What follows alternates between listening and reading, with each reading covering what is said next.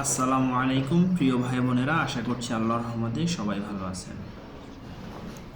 কৃষি একটি বাণিজ্য চ্যানেলে আপনাকে স্বাগত। আমাদের আজকের আলোচ্য বিষয় আমের রোগবালাই ও পোকামাকড় দমন, যা আপনারা ক্যাপশন দেখে ইতিমধ্যেই বুঝে গিয়েছেন।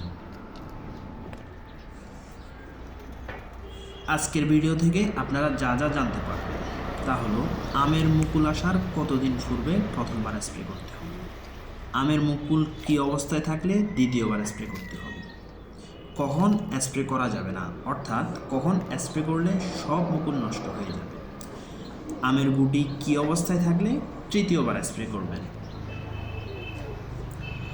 গাছে অনেক মুকুল আসে কিন্তু ঝরে যায়, আম মধ্যখান দিয়ে কেন ফেটে যায়? এবার আসি আমের মুকুল কেন স্প্রে করতে হবে। তার কারণ হচ্ছে আম যখন পরিপক্ক হয় তখন আম বাহিরে চকচকে থাকলেও কিন্তু ভিতরে পোকায় ভরপুর থাকে, অথবা আমের চারপাশ পচে যায়। এগুলো থেকে মুক্তি পাওয়ার জন্য আম গাছে কীটনাশক এবং ছত্রাকনাশক স্প্রে করতে হবে।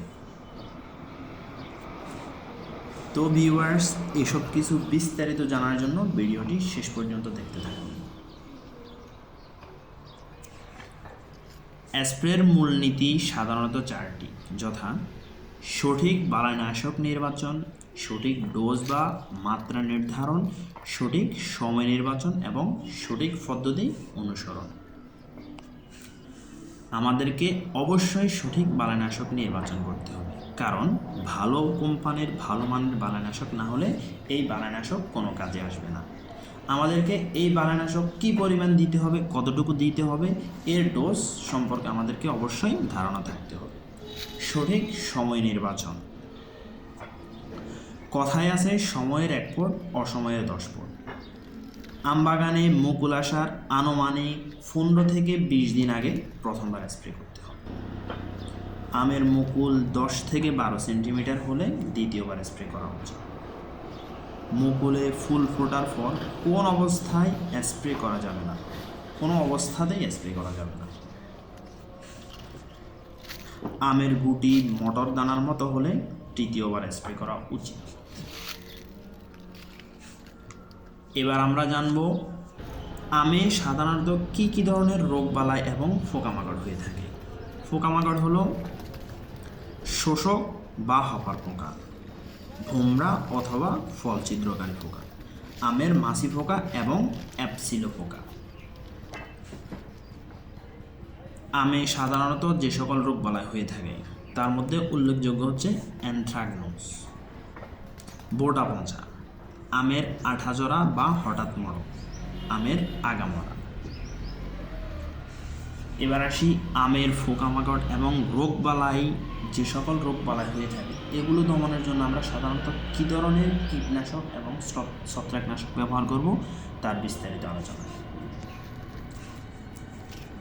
আমের শোষক পোকা বা হপার পোকা, মাছি পোকা, অ্যাপসিলো পোকা, এসব পোকা দমনের জন্য ইমিডাক্লোরোপিড গ্রুপের কীটনাশক যেমন এসিআইয়ের ট্রিডো অথবা বায়ারের কনফিডর অথবা অটোক্রফকেয়ারের অটোমেডা,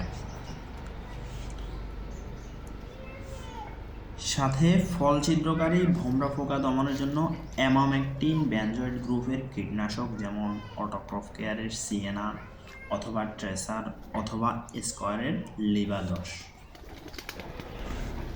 আমি আবারও রিপিট করছি, শোষক পোকা বা হপার পোকা, মাছি পোকা, অ্যাপসিলো পোকা দমনের জন্য সাধারণত ইমিডাক্লোরোপিড গ্রুপের কীটনাশক যেমন এসিআই ট্রিডো, বায়ারের কনফিডর, অটোক্রফকেয়ারের অটোমেডিয়া, যে কোনো একটি কীটনাশক।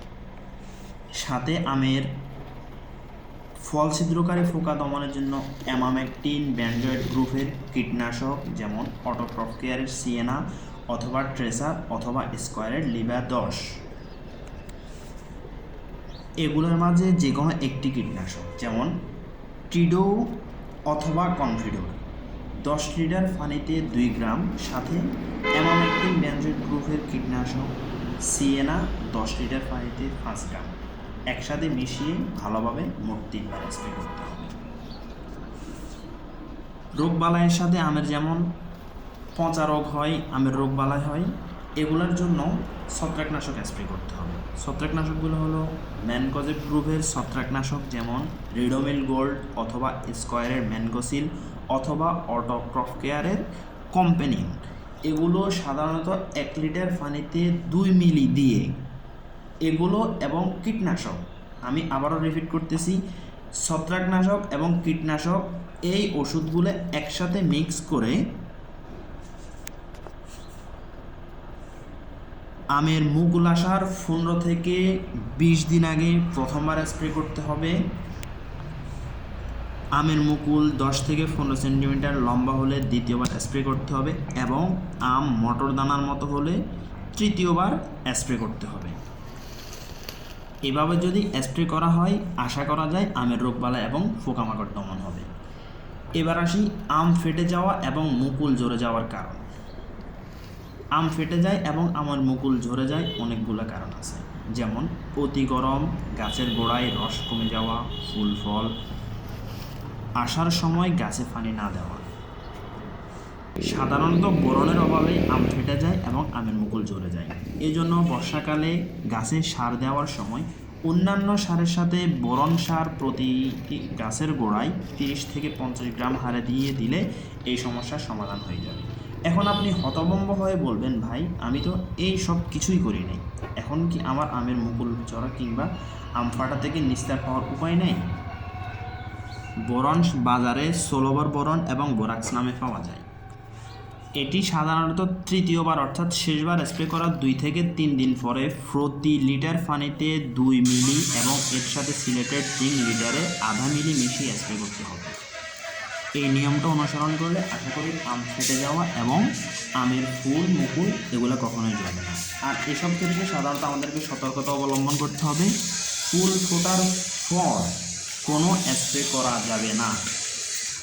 আমি আবারও বলছি, ফুল ফোটার পর কোনো স্প্রে করা যাবে না। তো ভিউয়ার্স, আজ পর্যন্ত। পরবর্তী ভিডিওতে আমরা নতুন কোনো তথ্য নিয়ে আবার উপস্থিত হবো। আশা করছি সে পর্যন্ত সবাই ভালো থাকবেন, সুস্থ থাকবেন। আসসালামু আলাইকুম ওয়া রাহমাতুল্লাহি ওয়া বারাকাতুহু।